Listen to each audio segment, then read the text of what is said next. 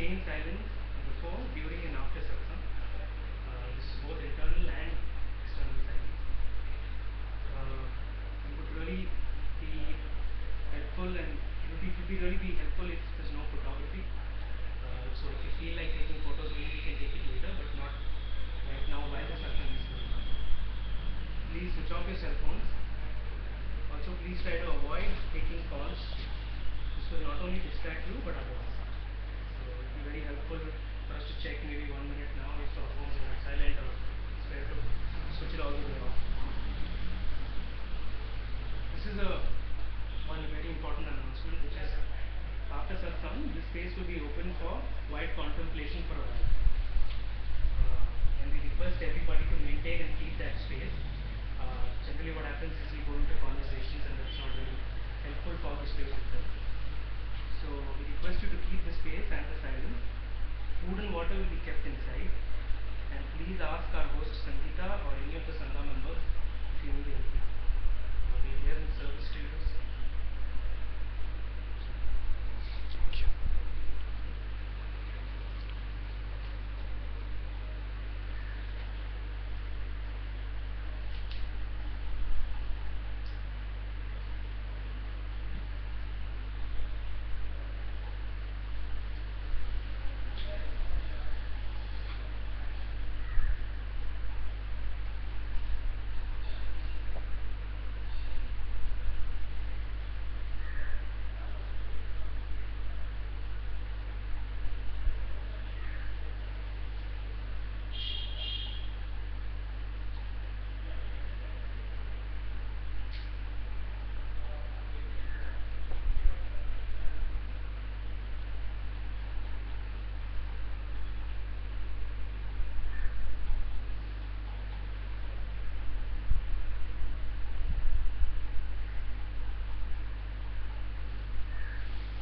Namaste everyone. Very warm welcome to Satsang today. Muji ji ki jai. Very warm welcome to everyone online as well. And if you have questions, you can ask them in the chat window. Welcome, welcome.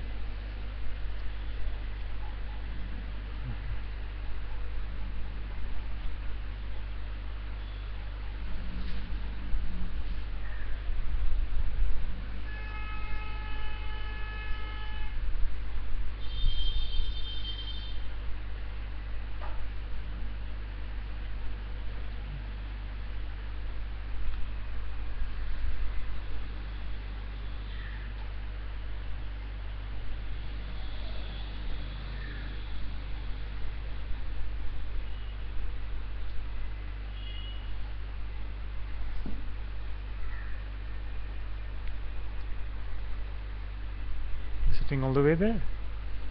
You're going to sit all the way there?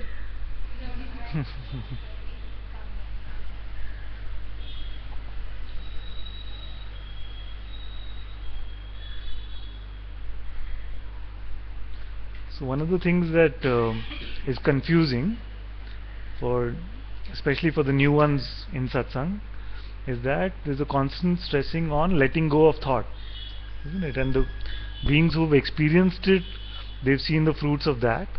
But for the new ones, it's a little confusing, because thoughts so far have been our allies, or they project themselves to be our allies and our friends along this path. So when it is first said, let go of all your thoughts, then there are some strong thoughts that come in response to that. You know? I can understand if I have to let go of my negative thoughts, I understand, but you say let go of all your thoughts. So can we today really slow it down and see why it is said? Because everybody, all the masters say just let go of all your thoughts. So can we today see what happens, what is the mechanics of misery which gets created when belief is given to thoughts? So far we've been saying that it is the road to misery to believe our thoughts. So today can we see how exactly this misery comes about? So it's not a metaphysical thing anymore. No? It's a very clearly seen. It's clearly seen that this is exactly how it happens. No? So, and we can experiment with this. As we speak, we can also experiment with this and validate that this is true for us. And if something is not making sense, please stop me and we can look at that in more detail right there and then. So if it is interactive, it is good as well.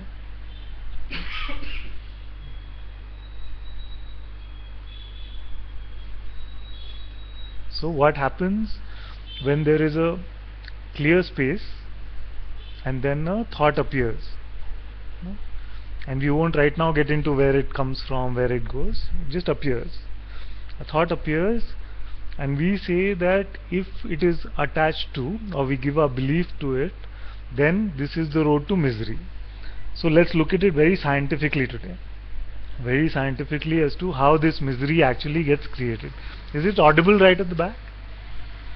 So a thought comes and our attention goes to it. Till then, no trouble. Even if attention goes to it, no trouble. No? But the minute we said yes, this is it, or this is my thought, and it becomes a belief, that is when the trouble starts. Right?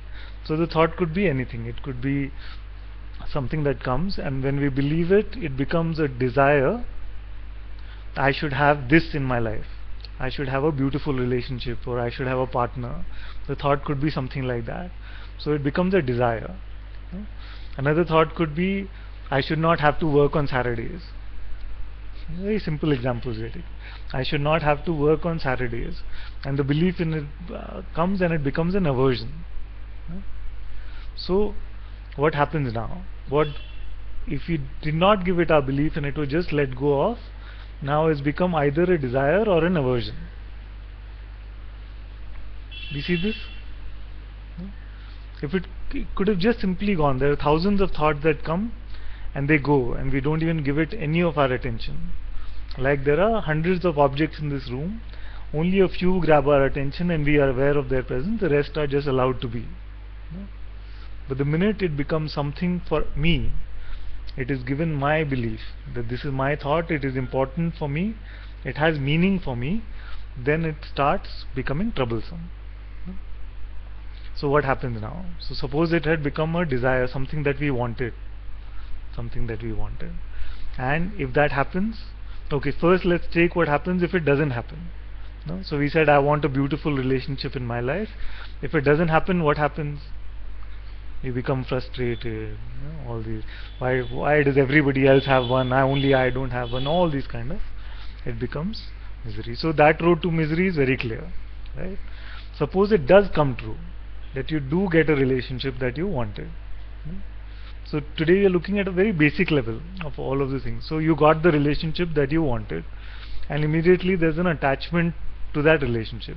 So what was a desire now becomes a fear of losing it. So I got it, now I should not lose it. No?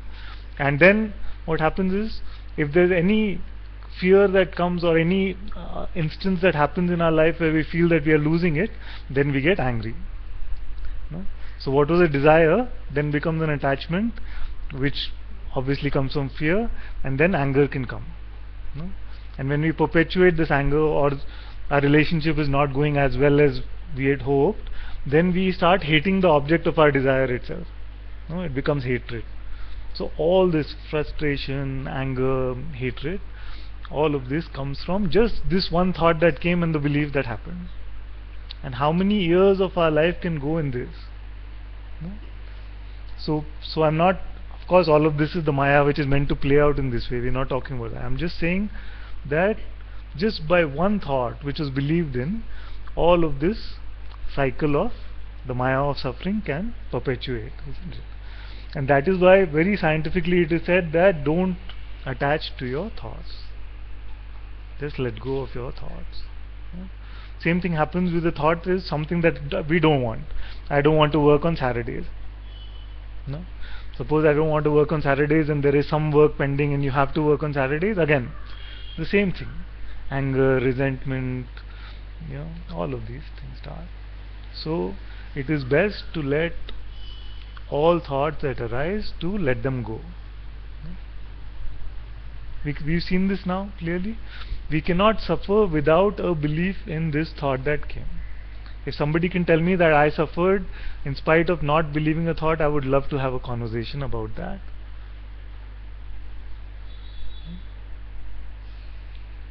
So if there's any choice at all, there is none ultimately, but if you're to believe in any choice at all, then believe in the choice of letting go of your thoughts. This is the simplest and most powerful practice. No? The mind has a dichotomy that if something is very simple, it cannot be powerful. Let's look at that. So all our spiritual practices, all that have been advised, eventually are preparation to get us to this point. To get us to this point so that we have the capability to let go of our thought. It's the simplest thing, but I would say it is the most powerful practice. Because in this one whack, you're eradicating your suffering. No? And once there is no suffering, then whatever has to unfold, our true nature, who we really are, all this very gently and very easily unfolds. Can unfold. The thought actually perpetuates the life of or tries to perpetuate the life of an individual entity which is unquestioned for most beings in this world. We believed from our childhood, because of conditioning from our parents and our external environment, that I am this person, and this is unquestioned for most beings. 99% of humanity does not question this person at all. And thoughts just add on to the identity of this person. I want this, I don't want this, I want my life to be like this, and it never goes according to that. Life will unfold in exactly the way it is meant to unfold. Sometimes it feels that it's following that pattern which we wanted for ourselves, and sometimes it seems to take on a different route. So what is more important is to understand whose desire is this, whose thought was this. Was it the body's thought? Is the body bothered about any thought that comes or doesn't come?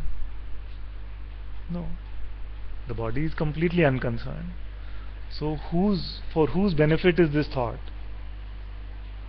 It is for the benefit of an imaginary concept called the person. Now we're digging a little deeper, so it will get a little technical, but as long as the first part is understood, then that is the master key to get rid of most of your suffering. Can it be as simple as this? Yes. But the question might be there for some of you, which is, so how do I let go? No? You say let go of thought, it sounds so simple, but how do I let go? Actually, it is no effort to let go. The effort is to pick up. So when a thought comes, it is actually now it feels like so much effort to give our belief to it. It's a two-step process. We keep saying first our attention goes to it, and then we give it our belief. So that sounds like work, isn't it? To just let it go is no work. But because we are so habituated over millions of years to follow this, what is appearing, that's why initially it seems like it is some effort. So if it is seeming like it is some effort initially, then it's good to make that effort. If it is seeming like it is an effort initially, then when you realize that all of this was just meant to play out this way, you will see that even this was not my doing, because there is no me in the first place. But don't get confused with that if this is your first satsang especially. So for now it's okay to just say that it is a lot of effort to believe every thought that comes my way, and it is no effort to just let it go.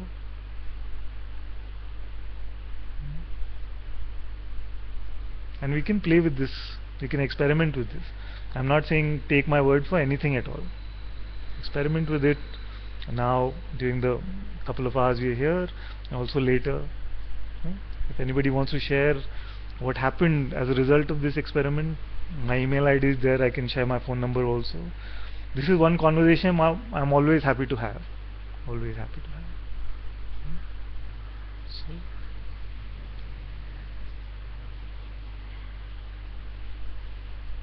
and observe what is coming as a thought in response to your hearing of this.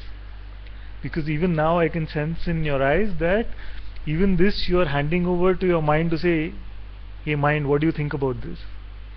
No, waiting for a thought response to something which is saying, let all thoughts go. And the mind will never agree with this. Or it might be very subtle and play a trick which is saying, yeah, this sounds mildly interesting. I'm with you in this, let's do this, So even that you let go of. We don't need the crutches of the mind to help us on this path. It will only trick you into some misery again. So what is heard here does not have to be handed over to the mind. Don't rely on your mind's feedback on what is being heard here. It'll come up with all kinds of vile stuff. For some of you it could be very vile, and for some of you it could be very subtle. But just let go of that. You spend many years just being a slave to what is arising in this way. So just for a day or two we can experiment with this and let it go. Now what is the worst that can happen? It's not that it's ever shown us the path to be free from suffering anyway, right? It will always say, just a little bit more. I'm with you in this. Just that another few lakhs, another try at a great relationship, another something. It never says right here, right now, stay. Always says little bit more. You're almost there. You're close to cracking it. Even in spirituality, it'll never say you are now free. Always say little bit. You're not practicing hard enough. This practice that was given. He said let go, but you didn't let go of all. You let go of 99, but this one stayed. This is all the mind's voice. All nonsense. It will never say be here now. Now where is the suffering right here, right now? No? If you don't rely on the mind's voice, how can you suffer right now? And one of the biggest trump cards it has is to say, can't be that simple. Can't be that. I've gone through so many challenges, so much has happened. Are you just saying it is all because of what was appearing here? Yes.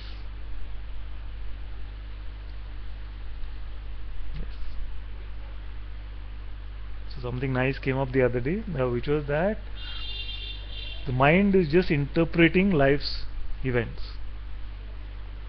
No? And in this interpretation we suffer. Without the interpretation we do not suffer. So fire the interpreter. Or at least give him some leave, yeah. If you're not 100% convinced, just send him on leave for a couple of days.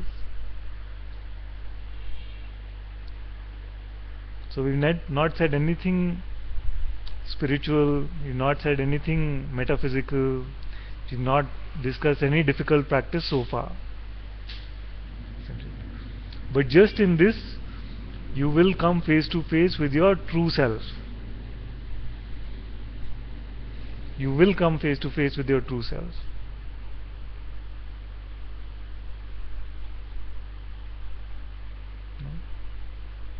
In fact, we are always the true self, but it seems like we are leading the life of this person. So you will realize that you will be free from the infection of personhood. And you will realize that all that is playing out, including the life of this body-mind, is a play of consciousness itself. All of us believe that God is everywhere. We like to say God is everywhere. If He is God, then it'd be a strange type of God if He's in some places, not in other places. It's a very funny sort of God.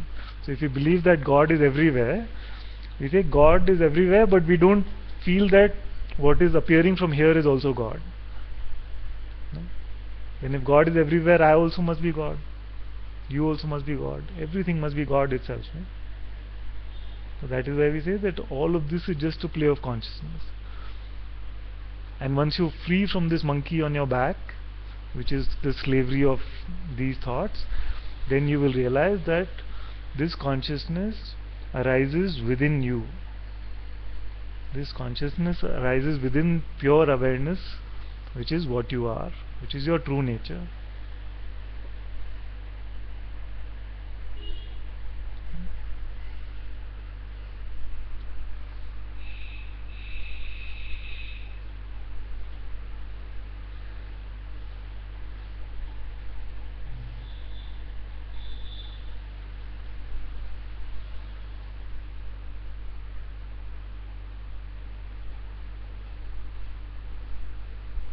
So the mind can say it can't be that simple, otherwise everybody would be getting this, no?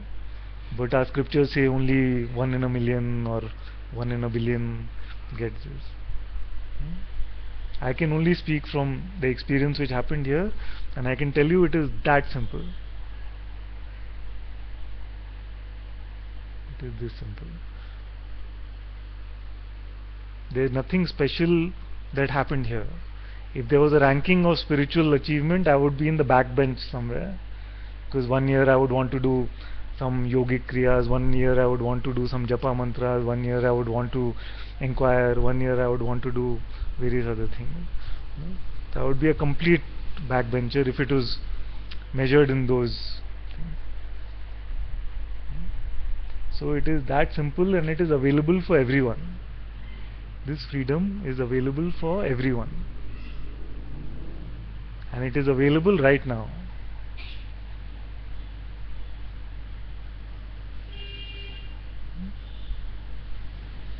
So don't also make this something where, okay, this is what I'm going to do for the next 1 year. In 1 year I will then be completely free. It is not that. You are free now. Now the way to get bound is to believe your next thought. Let's put it simply like that.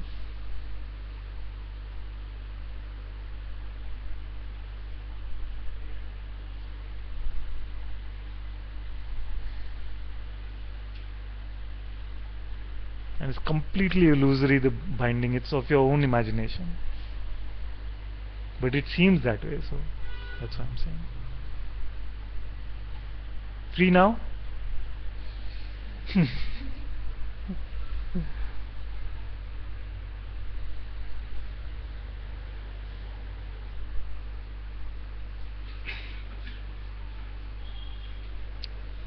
How are you not free now?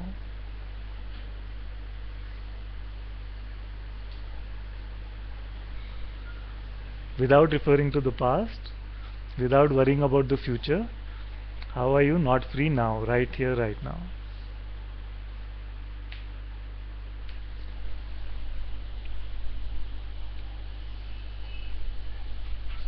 Seem to be good.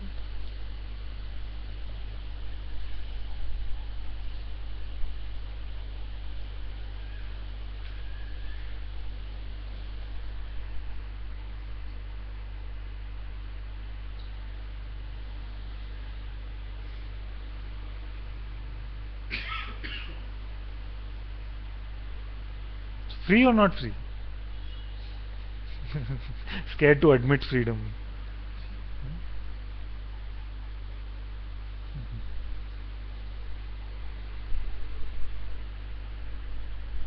So in every moment we are free. We are the self itself. No? Don't you find it funny that we are saying self-realization, no, needs a lot of effort, is a belief that many of us have. That means that I must not be the self already if I need to do various set of activities to become the self. But the word itself means the self, no? How can I not be the self? How can I not be myself?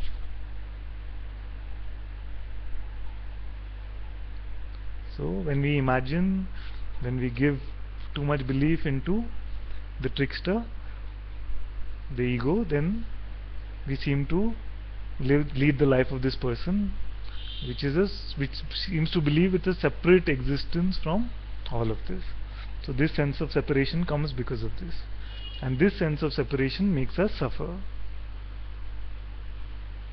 I am also not saying that, I've never said treat everybody as if you're one with them, love everyone. I'm not saying that.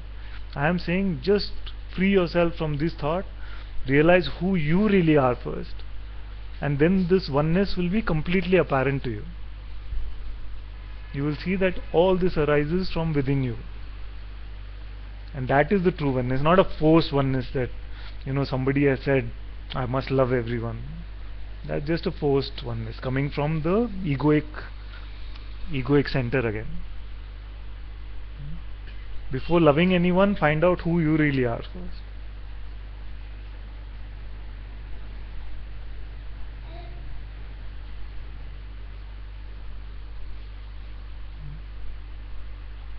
Then there will be a constant presence of this love, this peace and this joy.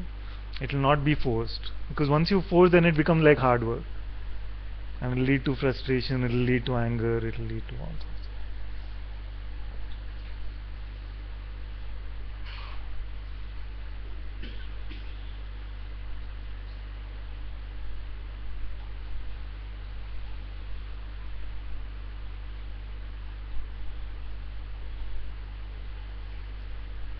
Now the juicy ones might be coming up.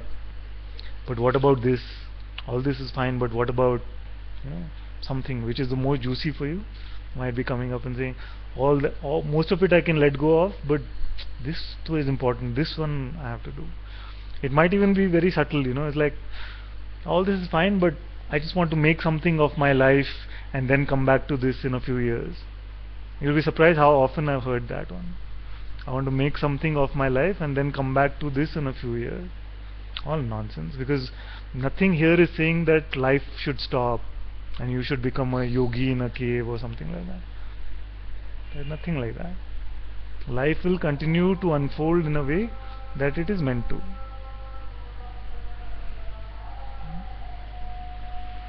These are all the tricks of the mind to keep you bound in this way. It's like you got a pet dog for yourself and you pampered him so much, you made him sit on the throne, and now you're saying get down, you're saying it'll use all tricks, all emotional blackmail, everything to stay there.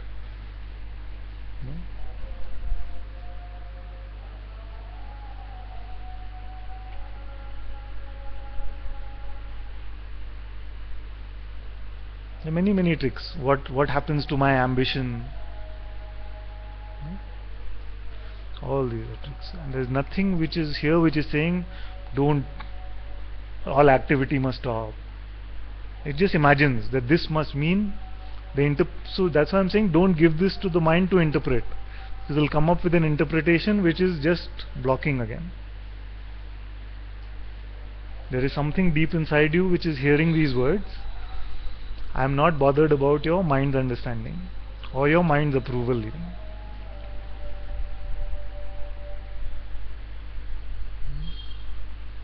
That's why my master always says satsang is the mind bypass. So what I'm trying to do is do the mind bypass.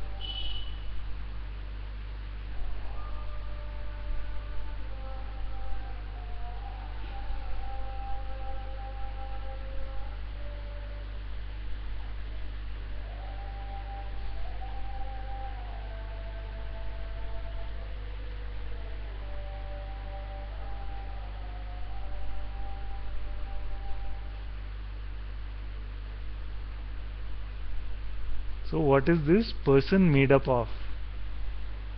Most of us don't believe that we are the body actually. When put on the spot, then you might say I have this deep belief I'm the body. It's not true though. Because if you look at the things which you're bothered about, very few of those have to do with the body. The body is not bothered about most of the things that you are putting your attention to. The body is not bothered about your bank account, is not bothered about your relationships, is not bothered about the children, it's not bothered about the parents. The body is unconcerned with all of this. Therefore, now can you point out who is concerned with all of this?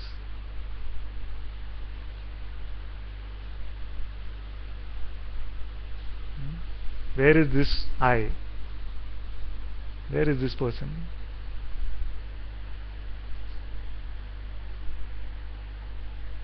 Whose desires are these? Whose aversions are these? Whose plans are these?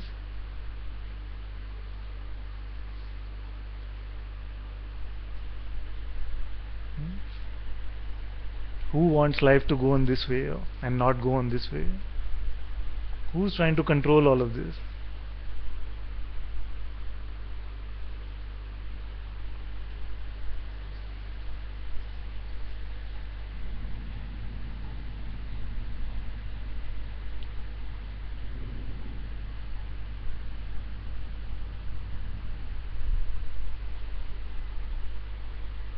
There is no person here. The person is a pure figment of our imagination. For something to be real, then we must be able to point to it and say, there it is. And it must be ever present, isn't it?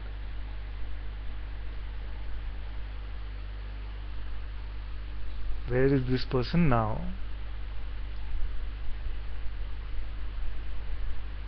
Person's life that we are catering to, planning for, all of this, where is this?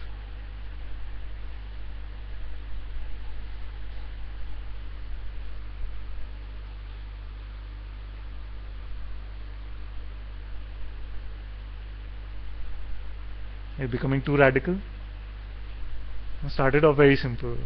Let go of thought. Even that, if you just do the first bit, it's enough for one satsang, it's good. But if there are some who are still walking with me, we can look at this also.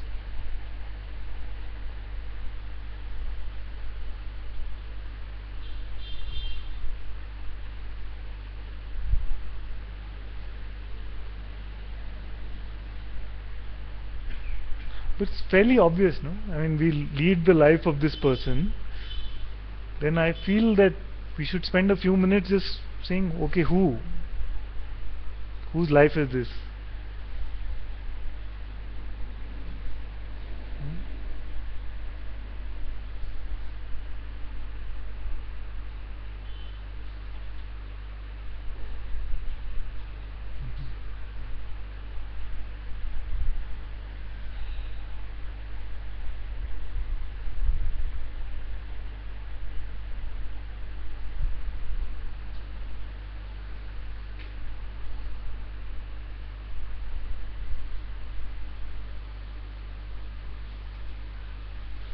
Let's see if there's a question online.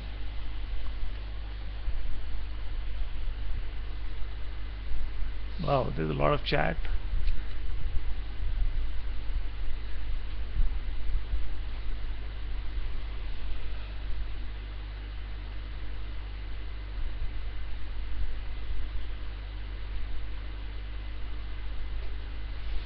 Dortha online has a question. She says, Namaste Ananta and everyone. I have a question. When Muji says, keep silent, does he mean to be without thought or to be silent like in a silent retreat?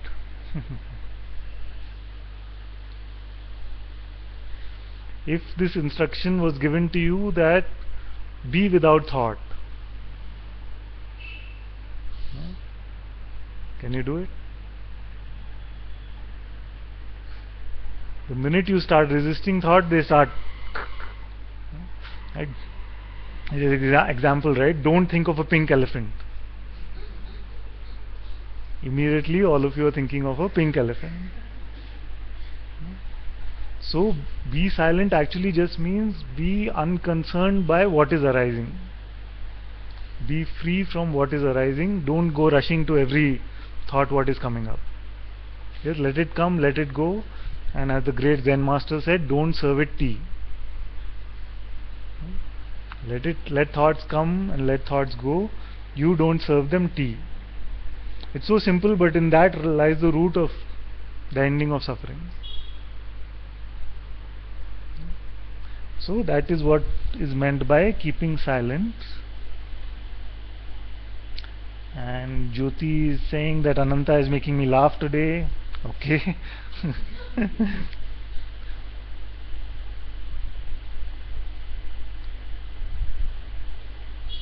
And the author says, when one becomes really free to do everything, not then disappear, is it not that everyone is created by the self, and once realized, the self will stop creating the world? Everyone is created by the self means what? All of this is appearing for the self itself. So there is still an idea that I am a separate person, or this world is separate from the self, and once the self is realized, then it should become all shanti, shanti, shanti. Nothing will arise, nothing will appear in front of us at all. No. This is just another mind's picture of what freedom actually means. The world loses its ability to bother us. Our thoughts lose their ability to bother us. But that's all that happens. Sorry for the spoilers, but that's all that happens.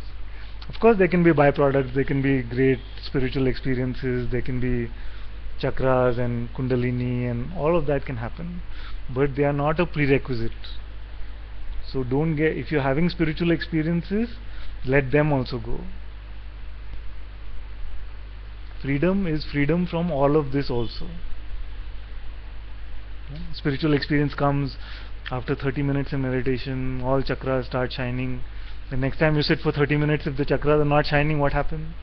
Again, frustration. And, oh, am I doing something wrong? Last time I did it better. My kids are screaming too much. All this nonsense. So it's not in any of this. All that appears will disappear. Find out that which doesn't appear and never goes. It's ever present, right here, right now. It is here. You are here right now.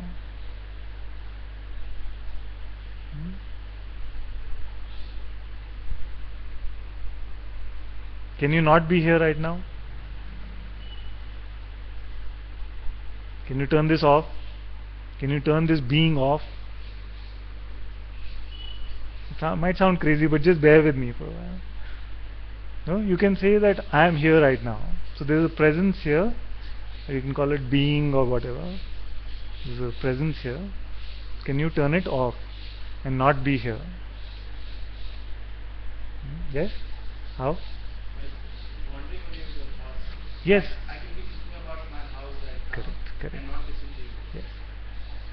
So what happens is there's a being still here, but there's a being with the attention is going to the thoughts, right? But you are still here, right? So let me put this another way. Can you stop being aware right now?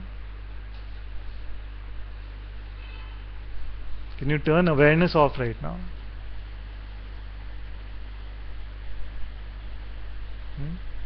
Awareness is always here. How do you know? You can sense it, no? Otherwise you would not be able to report so quickly that I'm always aware. It's here, no? Where are you in relation to this awareness itself?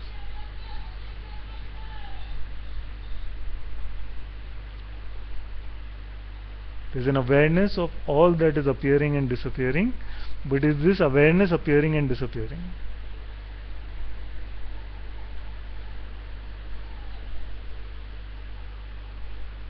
The content might be different every moment, but is the awareness different? No? So sometimes it's thought, sometimes it is the being in front of us, sometimes it is some other imagination. So the content keeps changing. The content of consciousness is different every moment, but is the awareness changing?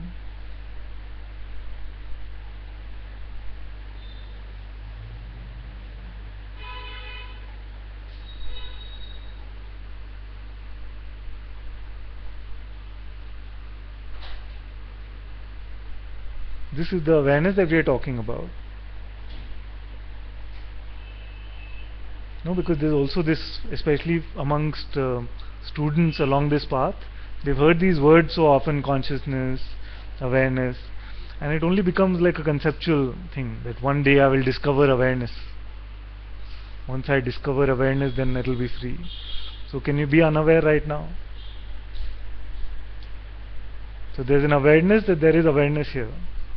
It's okay, don't worry if your mind is not understanding it, it's perfectly fine.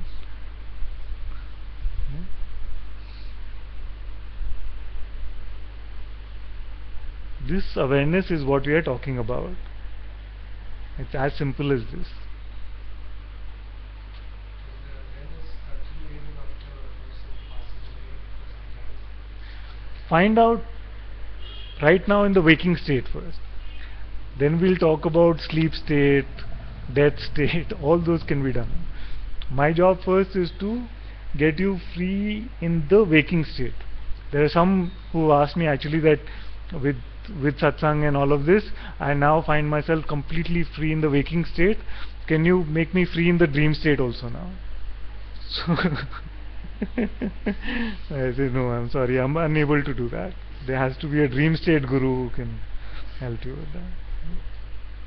So, see, again, this is the trick of the mind, where something is being pointed to which will give you the freedom that you're looking for right here, right now. But the mind will come and say, but yeah, this is clear now, but what about after death? Or what about when I'm sleeping? And we can get into that. There's also a podcast where we've discussed about the sleep state. I don't know whether we spoke about death or not, but it's there. But right now I feel that if you can report to me that this is clear, that I am this awareness itself, completely untouched in the waking state, then let's get there first, and then we can talk about deep sleep state or death state or any of that. So what is your report about who you are right now?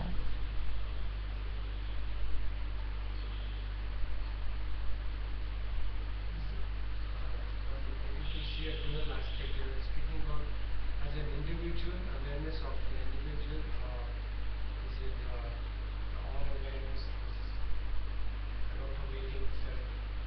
So drop both the concepts, just let them go in the past.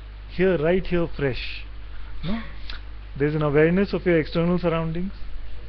There's also an awareness, if a thought would come, there's an awareness of that, right? Or some other visual, memory, imagination, there would be an awareness of that. Where is this awareness and who is it reporting to? Huh? Is that an individual awareness or is that the global awareness? Look and say, don't believe your mind's answer, because the mind will lead you here and there.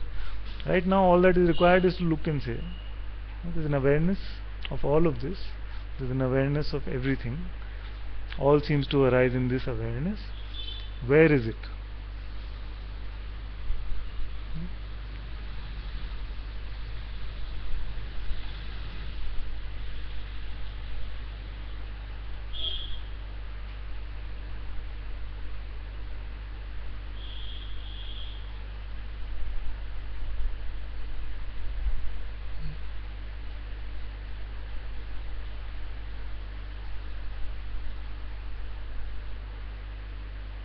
So we don't have to create anything new here.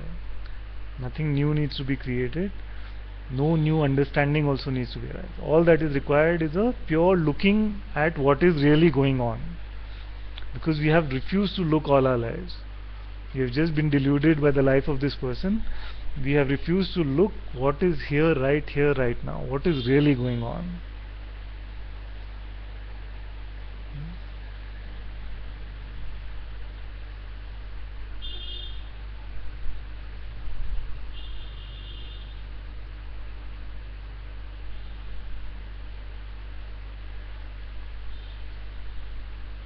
So in what way must we be bound in this moment? How are we not free right here?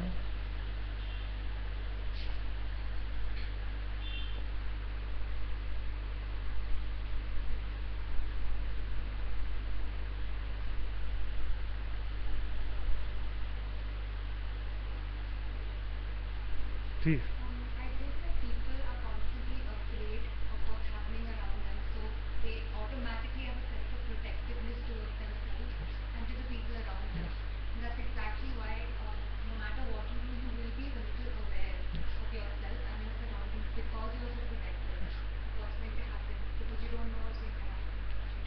and we never ask ourselves, who is this self I am trying to protect? No? So we are saying that this is appearing, or this body is appearing, therefore it must be me. No? But we've seen that the things that we are concerned about are not all about the body.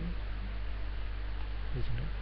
So we've put this question into a black box, and the mind has created concepts around it that nobody can ever find out who am I, who has found out, what does it do for me.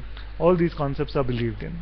So I'm saying, just for today's satsang, if we cannot believe the resistance to this question, who am I really, then you will see that all of this is just an appearance for you, and you are awareness itself. You are not this little self which we've believed ourselves to be. No? Then these concepts about trying to protect ourself and our families or our close ones, you will have a much more global perspective. So what is important to see is, okay, if I'm protective about something, I'm protective about me, I'm protective about my loved ones, who is this me first? Can we identify the me? We spend the whole life catering to the me. I'm just saying, just introduce the me. Fair enough? No? A little bit. What if a person changes? Yes. Does that me also change, or The- is it only the external that is changing? Yes. Is the me constant? That's the whole point. In the sense that the me is just made up of a set of beliefs. No? So for you, right now, you could get a thought saying that I want to go to Vancouver. I don't know where it's coming from, but a thought could come that I want to go to Vancouver. And suddenly something could be like, yeah, let's go settle down somewhere, let's go settle down in the US, something like that. And this person who's there now, after the belief in this concept, is it different from the person that was there 5 minutes ago? Because now a part of her identity is somebody who wants to live abroad. Isn't it? So at the body level nothing changed, but your identity now became attached to this concept. So I don't want to live in Bangalore anymore. Let's make it simpler. So suppose this thought gets suddenly a lot of belief, I don't want to live in Bangalore anymore, so it becomes part of your identity. No? So if somebody comes and says, no, but stay in Bangalore, no, it's a good place, then you're immediately ready to defend that new identity now. Whereas if somebody had come 15 minutes ago and said, but you must stay in Bangalore, you would have said, yeah, I'm in Bangalore. So it's a different person that they're having to deal with just because of a new thought which was given belief to. So this person is nothing but a clump of these ideas. So mashing together of all of these beliefs and concepts becomes this person. So it's a very unreliable thing to bank on. A person. The person is the least reliable thing that you can bank on. Constantly changing. All based on this thought. And immediately saying, yeah, that's why I can't bank on this person, this person, this person. You're talking about here. This is the most unreliable. 10 years ago we had some desires, we had some plans. Some of them really happened, no? Some of them really played out. And then were we completely happy because of that? Nothing, something else came. But now, I wanted a good job, I got a good job. Are people really that happy? How long does that happiness last? Now I want a raise, I want this, I want this. So the person is constantly changing. Constantly changing. So it's the most unreliable thing. So find out what is not changing. No? If you need to rely on something, it must be something that is unchanging, isn't it? So find out that which does not change. The body changes every 5 years, all the cells are replaced. No? Completely new body. The mind is constantly new thoughts, new things coming from all over the place, constantly changing. Emotions, memories, imagination, all constantly changing. The world around us constantly changing. What does not change? What is the same about you which was the same in the little girl who was born? What makes you say that that was you? Soul. So what is this soul? Hmm?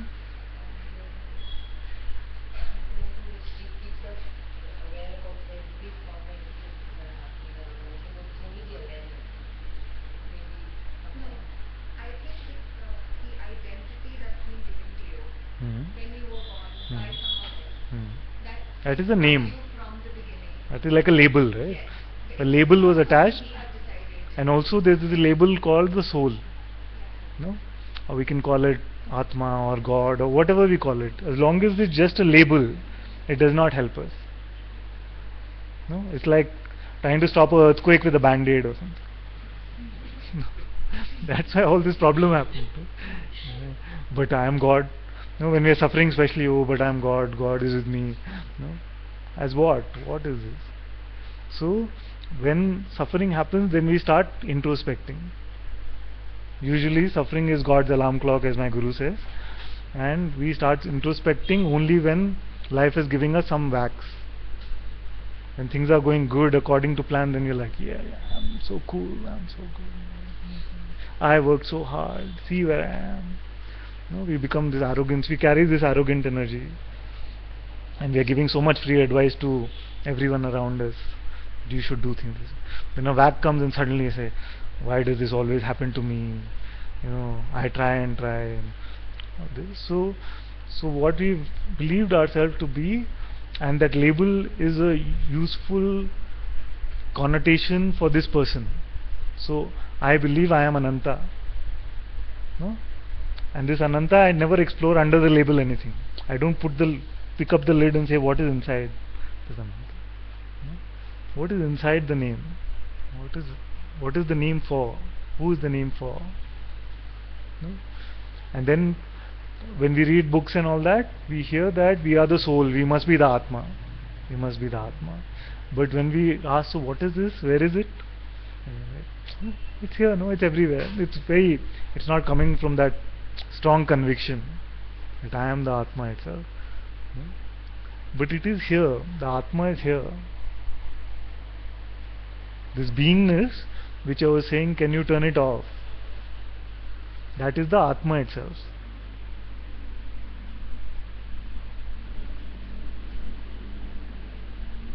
There is a presence which is ever present in every moment, irrespective of where our attention might be going.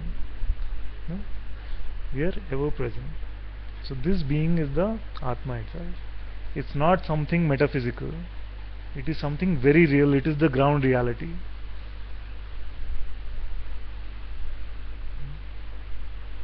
Can you stop being right now? What can't you stop?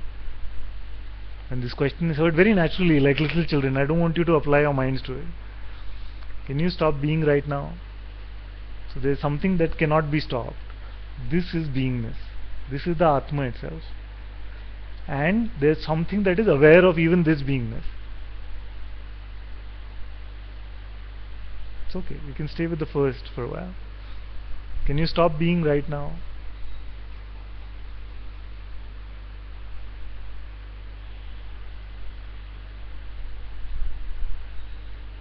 So what is still present that we are unable to say yes, I stopped? There's a beingness, no? You can feel it intuitively. This is Atma. And once you speak from this place, then I could see it in your eyes that you're saying this is what you are and cannot be stopped.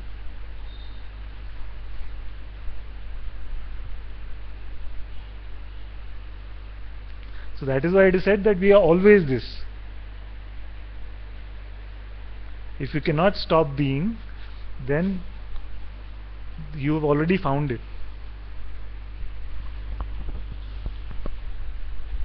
This whole spiritual journey can be quite a con job actually, because we are trying to find something which is ever present here.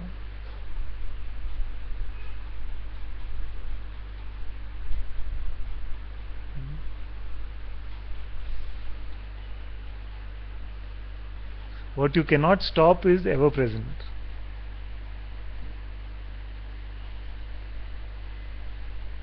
It cannot be turned off.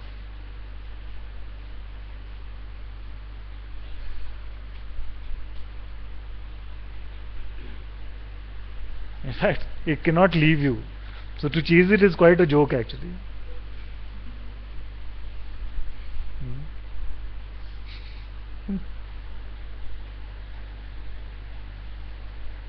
You can try to chase it away actually and it can't leave.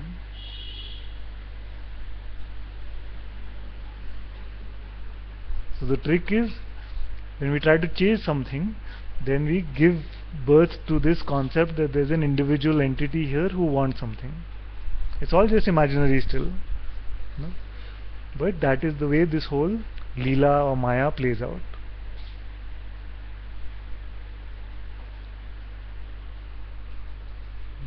Still connected.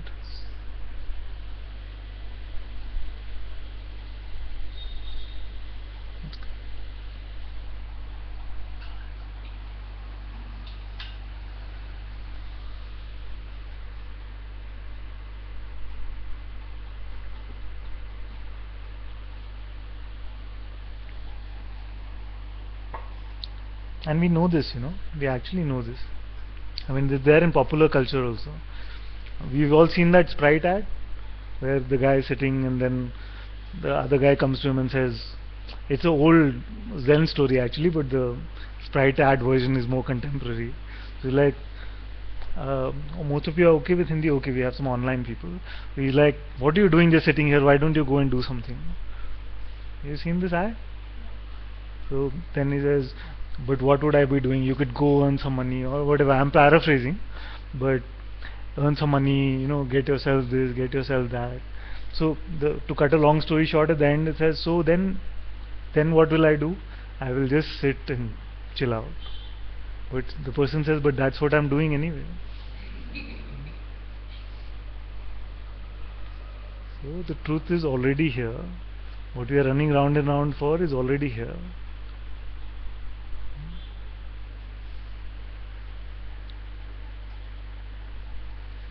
If the, see. I agree with what you just said about the advertisement, but I'm just thinking, as human beings, don't we have an expectation to fulfill on this planet, not just our own, but also the people around us? So if we stick by the thought of saying that anyways, ultimately we are going to work and reach to this space when we can just be there right now, won't we not be satisfying the expectation that we have been given by birth, in this realm?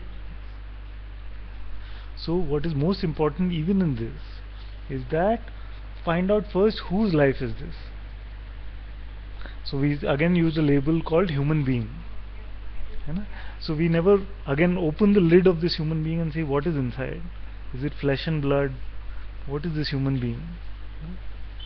So it is also another belief that God will make a hash of my life without my intervention.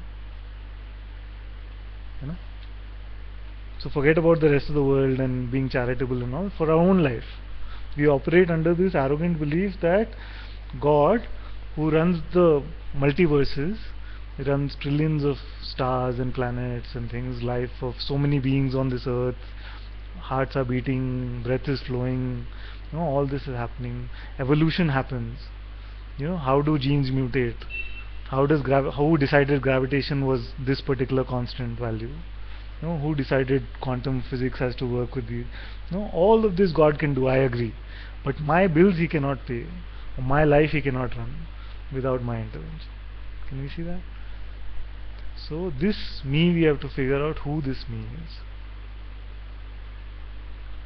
And then what will happen is, it's not a guarantee, but what is seen to happen is that once we are free from suffering ourselves, then we are the most credible person, most credible people to free others from their suffering.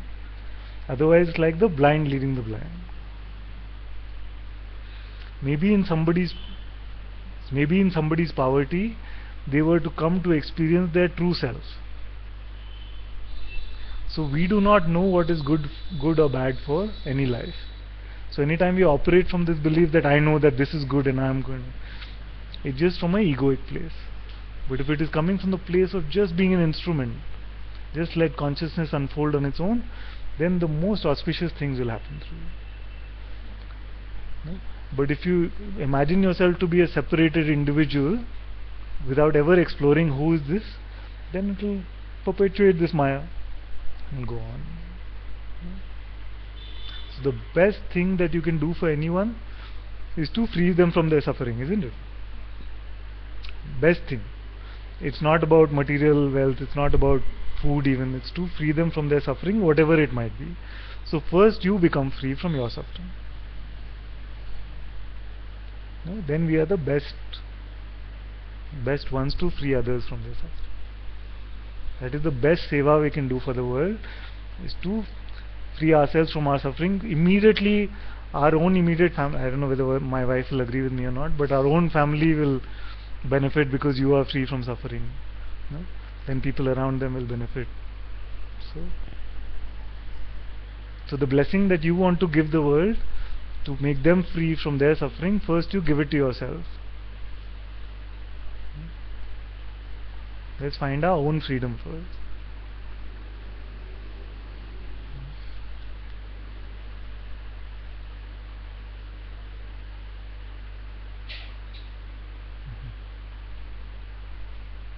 Then your presence itself will be a huge blessing.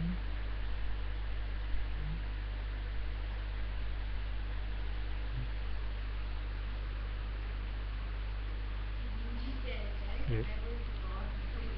Yeah. So it's like somebody was having sort of a debate with him about this similar topic about charity and going out there and saving the children and all of that. So as a way to just put them away from their arrogance, he said, where was God before you came along? So we think that this consciousness, this God himself is relying on us to make the world better. So if you have any power at all, let's find our freedom first. And none of this, saying although the mind might be painting this picture, I am not saying that you have to sit around like the sprite-eyed guy. That would be an exaggeration. I am just saying that it is ever present now. The truth is ever present now. And even if you decided that for the whole of next week I am just going to sit around, you will not be able to do it.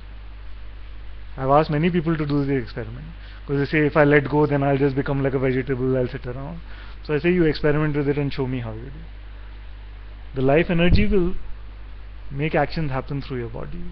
The vital force will use your body the way it is meant to. So this is also another false sense of control that we have. Okay, I don't control anything around me, but at least I can control this. You try it out. Even the raising of hand, for example, that happened there, is not under our control. It's an illusion of control. Anyway, we don't have to get into so much.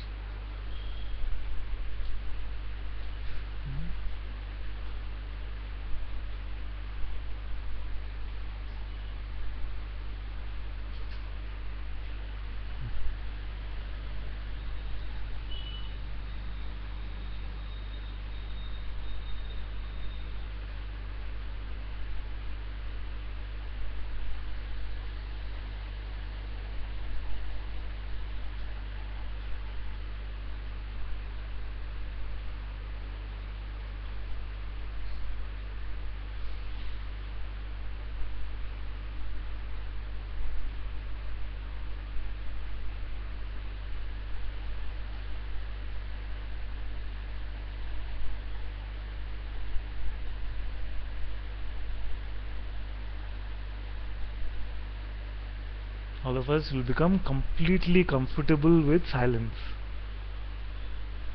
For many of us, silence is still something which, like, why isn't anything happening? Why isn't he saying something? Still this. But it will be so beautiful. Just to be in silence will be such joy, actually.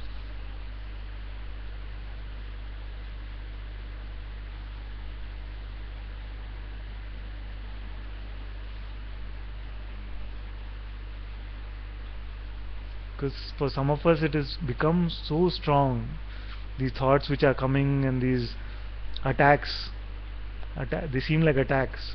They're so strong, that's why we want to distract ourselves always by what is going on outside. So when there's silence, is like, I'm faced with these. So they have no power. This much I want to tell you. These thought attacks have no power except your own belief. Once you give them belief, then they seem powerful.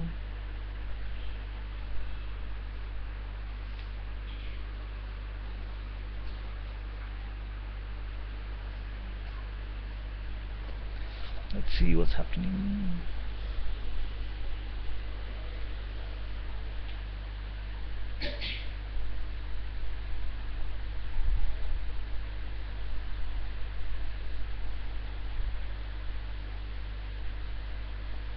Some of you are getting commercials online. You can download the ad blocker. No? Somebody can post a link on the Sangha of Being with the link to the ad block.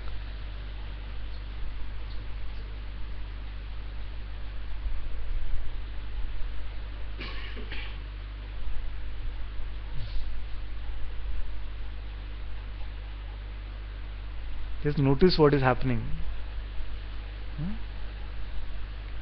Notice what is happening. What is your mind saying now? You can expose it.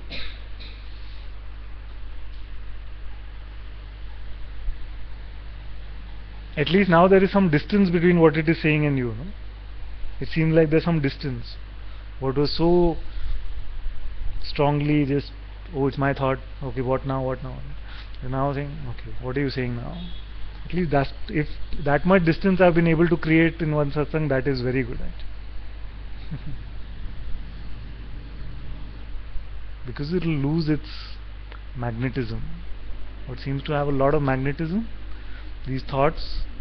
I used to joke that earlier we talked about this long time ago, where you guys mostly watch these Tom and Jerry cartoons, where the cheddar cheese would be lying and then it would be sending that, and then Jerry would get attracted to it. Like the thoughts are like that. It's trying to lure you in. Like my master says, the thought is auditioning for your attention. So it's like the participants in all these American Idol, Indian Idol, no? They come up and dance for you and then you rate them. Yeah, this one. Stop talking. Some go like, stop talking rubbish. You can discard them. Some are like, yeah, this is what I must do. Now at least if you started noticing this audition, that's good. We can see this audition on. Yeah. You can say no also, it's okay. Come.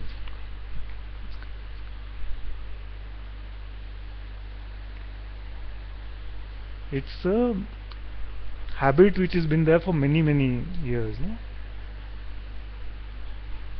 It is the teacher that we have relied on for so long. And now a fresh teacher wants some space from you. Just stop listening to that guy for a minute. And he'll come and say, no. Okay.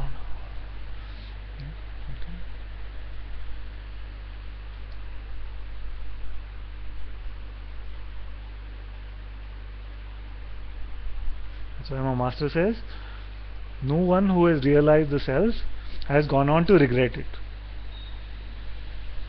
It's a very simple statement, but it has a lot of meaning actually. Because there would be some, if it was not what it's made out to be, this freedom, if it is not all that it's made out to be, there would be some who would have said, no, I've discovered myself to be, but I will want to go back to that person, and make that money that I wanted to, or whatever. There is nobody like that. So once you free from this, then everything can happen naturally on its own. Even now it's happening naturally on its own, but there's this idea that I am doing this or I am not doing this. It's so much easier to go through life without carrying this weight of this imagined person on your shoulder.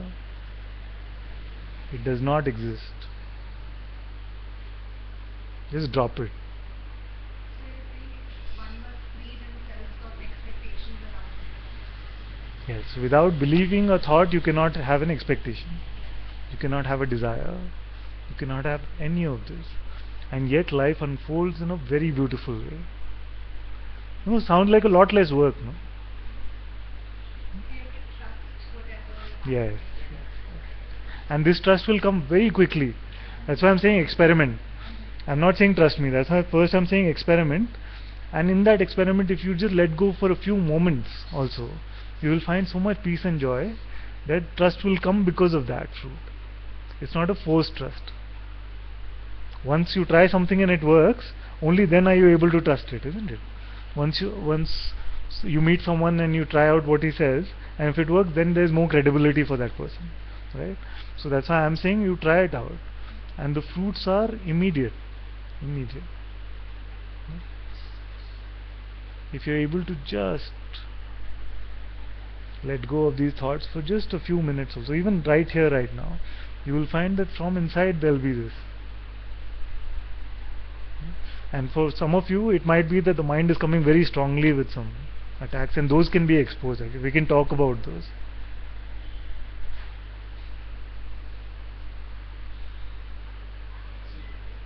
Please. I want to share something. Please. Sometimes it so happens that the thought of not having a thought also is a thought that you Yes. have. And for example, you think, oh my god, where am I? Who's he? What is he doing? You just cannot cut that thought. You don't So have to, yeah. you've That's been a very telling good us- point. You've been telling us what to do. Hmm. So I'm going to ask you how to do it. Huh. That's good. Before you cut the So it's an excellent question. I'm glad you brought it up, because I'm not saying you get into a war with your thoughts or you try to stop your thoughts. Nobody I have ever met has ever been able to stop their thoughts. So thoughts will come.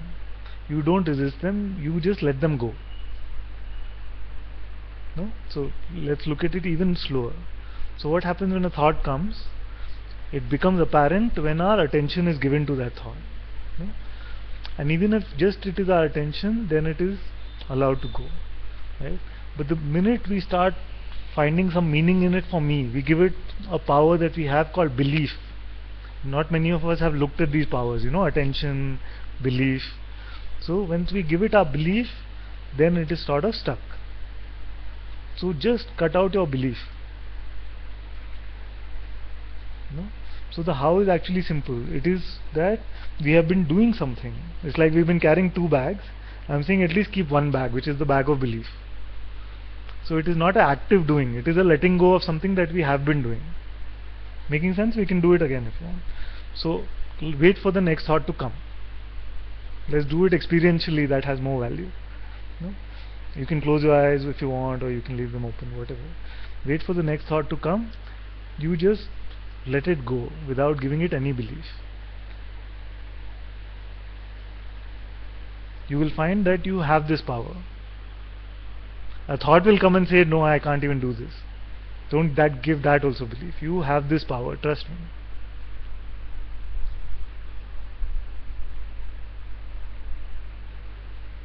What about some thoughts which are hard to ignore? Yes. So basically it's ignoring of the thought. Yeah, letting them go. Yes. But some thoughts that are important to you, you're supposed to think for that. Yes. It is your duty to think for that kind of departments of your life. How do you ignore that? Or should you ignore that? Yes. Or not? You do not. That's why I said God does not need to rely on your mind to run your life. Life will unfold for you in very, very, very beautiful way. No? What will happen is that it is unfolding anyway the way it is meant to unfold. All that the belief in thought does is it makes you believe that you are the doer of your actions. So you believe that it is because this thought that came that I took this particular action. Isn't it? But that is a fallacy. The fallacy is post hoc ergo propter hoc. It's a Latin term for this fallacy, which means that just because something happens after something, we feel that it is as a result of that. But it is not. This is how the game is played. That's why I say, don't take my word for it, you experiment with it.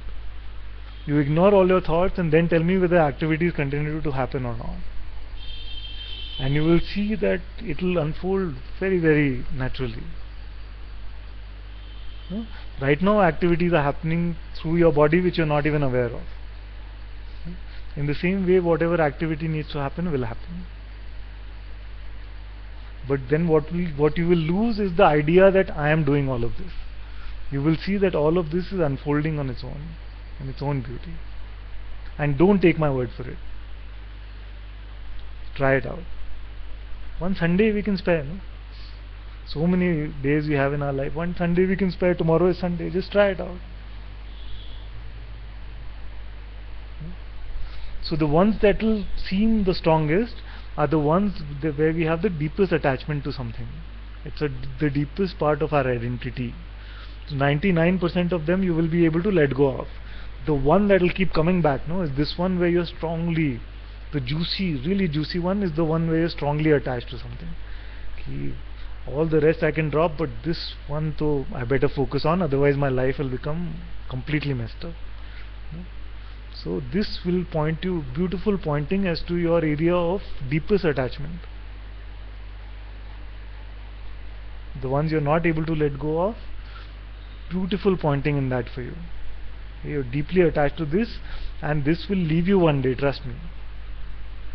It's not a curse or anything. It's just that because the whole world is this way, nothing here is eternal. Whatever is pointing you to is also not eternal. It is pointing you to an unnatural attachment. When you find your true nature, you will have none of these unnatural attachments. You will not become a zombie. You will have pure love which will be ever present. And you will be able to fulfill all your roles. One major good that you brought me to this. One another objection of the mind is, can I fulfill my role as a son? Will I be able to fulfill my role as an employee? The self has no trouble playing any of these roles. It can play all of these roles beautifully. It does not need your mind's intervention to play these roles. Play with this concept, play with this, experiment with it, you will see that it is true. It can play the role of a son, it can play the role of a father, it can play the role of partner, it can play any role. Don't worry about. At the deepest level, unknowingly, this is our arrogance. We don't think it is arrogance, we think it is humility actually, but this is our arrogance, where we feel that I am needed for something to happen in this world. I as a separate individual does not exist at all.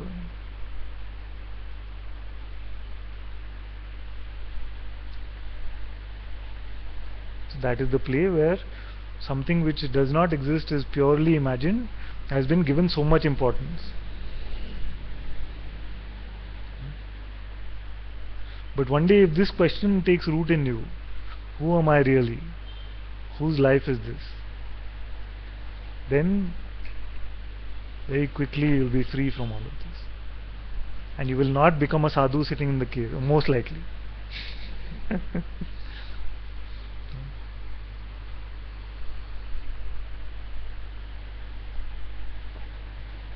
And the mind will not have good things to say about this.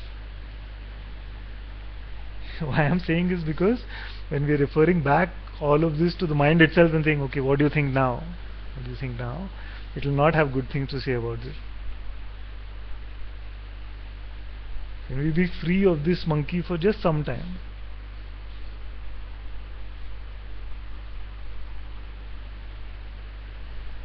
How does it feel when you are free of this?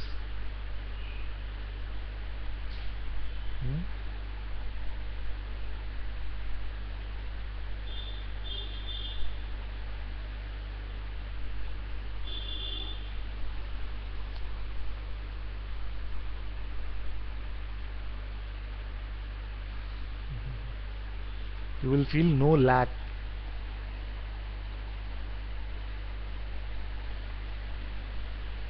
There will be so much contentment, and from a place of contentment all your activities will also be more beautiful.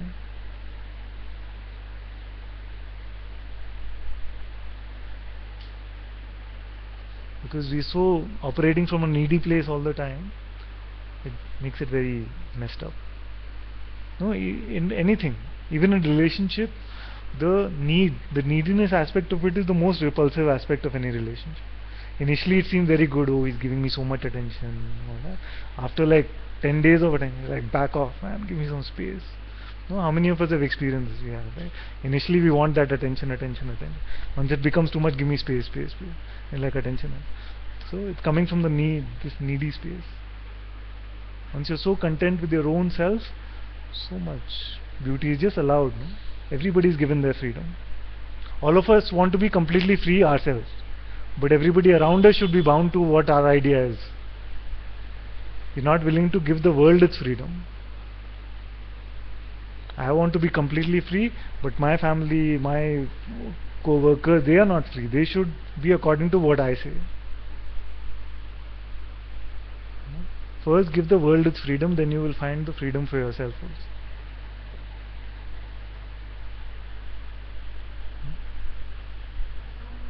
No, I'm thinking. So does that Yeah, I mean saw the thinking eyes, so that's why I no, because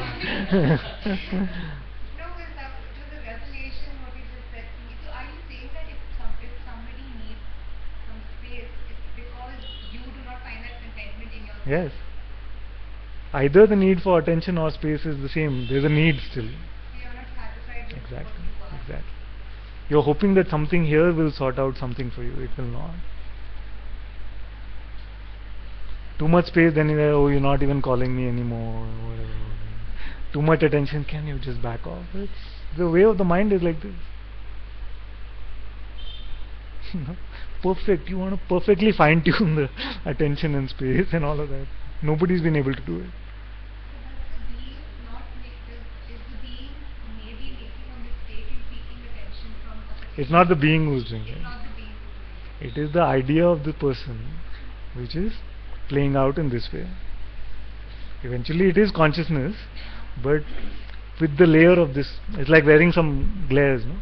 You see the world through the glares, then you're seeing the world through this person. The seeing is still happening through the eyes only. So it is still consciousness which is doing everything. You don't need to get so technical. For now we can say that it is the idea of the person which is playing out in this way.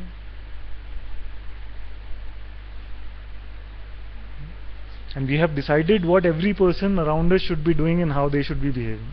But for ourselves we should be completely free.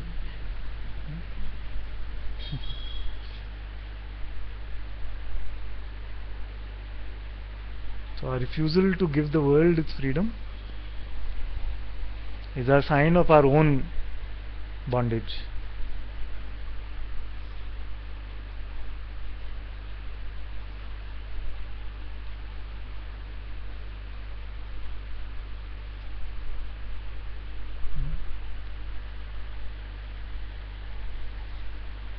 We lose dependence on what is happening through others around us.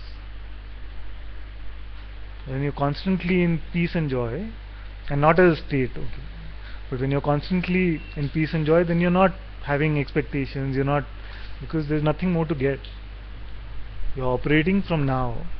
So I'm not saying that after doing something, do this, do even surrendering or inquiry, I'm not saying. Here, right now, this peace and joy is here.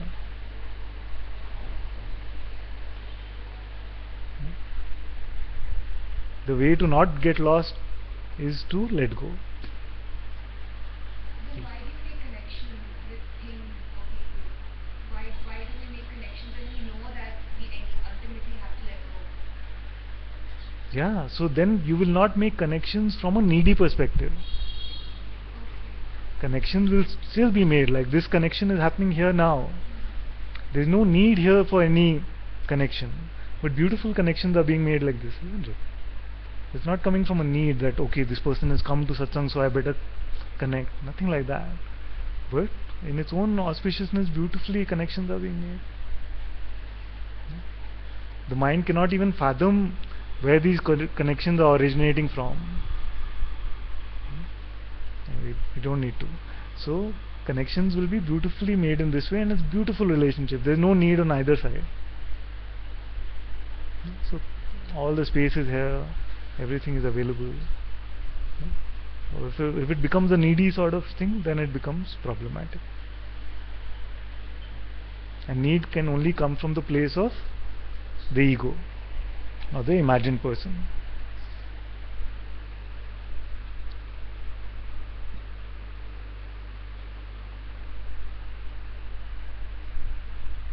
What I'm basically saying is that you are the Supreme itself,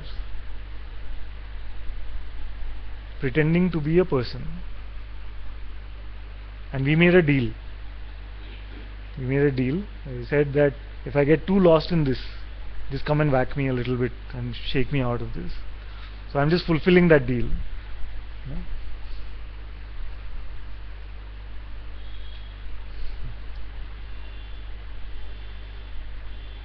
So the only seeming choice seems to be, do you want this or no, or you want to play some more?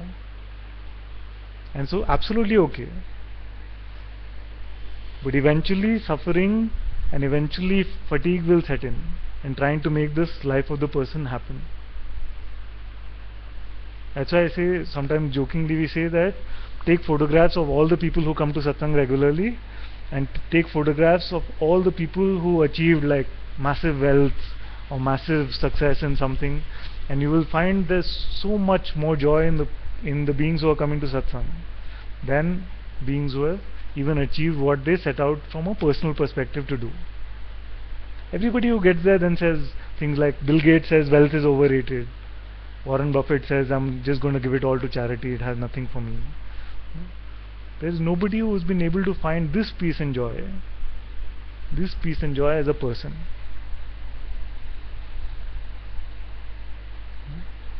Throughout history, when you look back and you read the books, you will find the ones who have got rid of this infection of ego, you will see that they were the happiest. They were the most peaceful. Even in adversity, nothing shook them. So what is the role model you want to follow? You want to try out the life of this person? It's okay. It's all here to play. It's all a play that is going on anyway. But if you come to satsang, I want to take a shot and say you are not this person. It seems to be my job to at least say that much. And something might take fire inside you that I have no control over.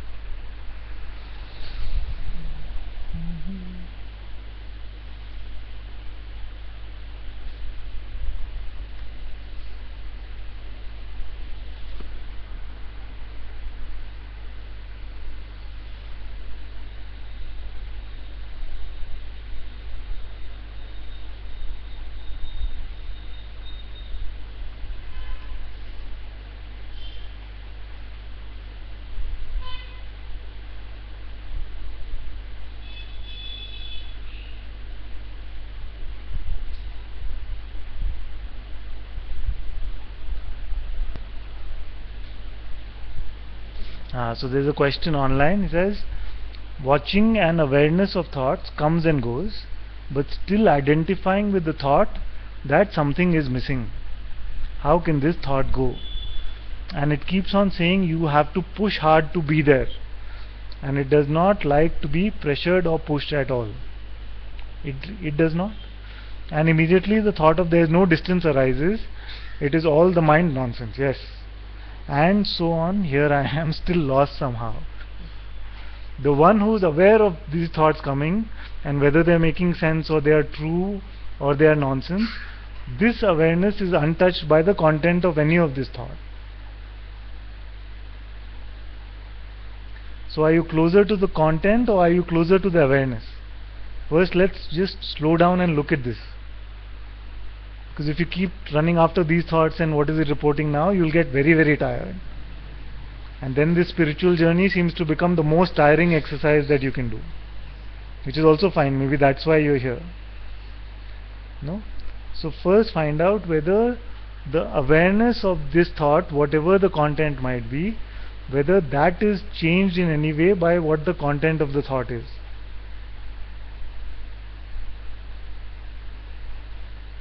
You cannot deny that there is something which is aware of the thoughts because you are reporting them.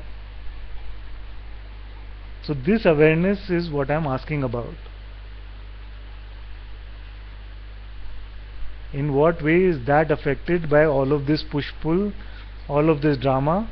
In what way is it getting touched?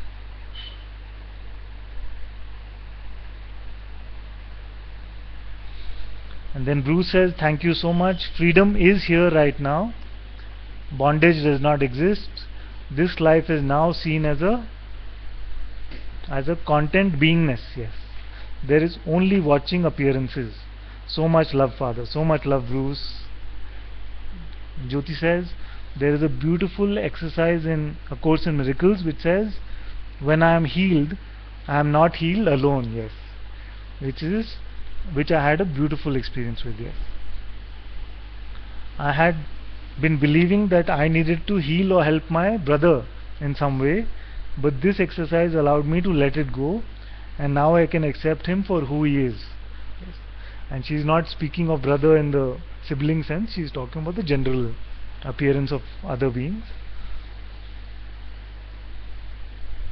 Deborah says there is freedom which is obvious in you, Father. May it also be obvious here. With your grace, I am at your feet. Love you.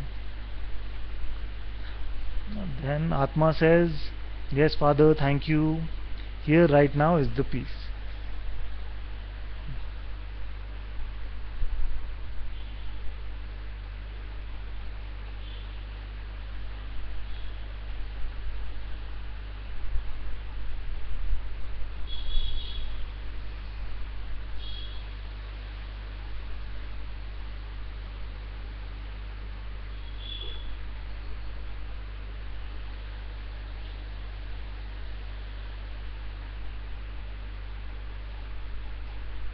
It's good. Somebody can sing something.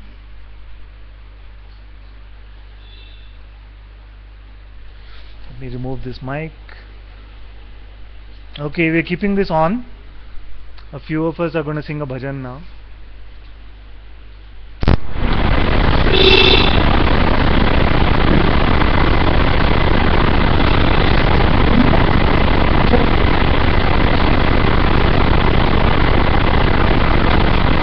I'm presuming they're going to sing a bhajan with the rock song.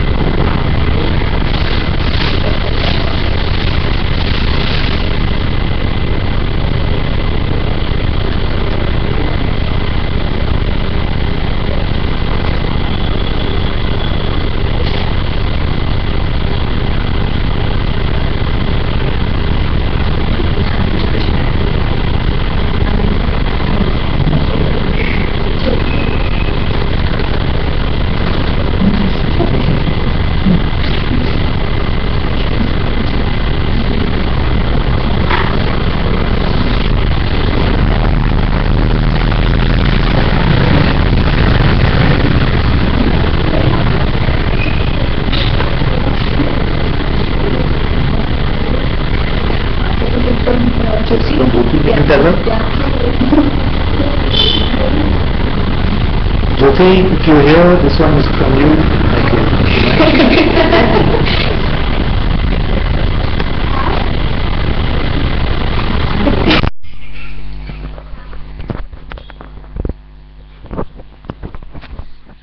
Jyoti, if you're here, this garland is from you. Thank you so much.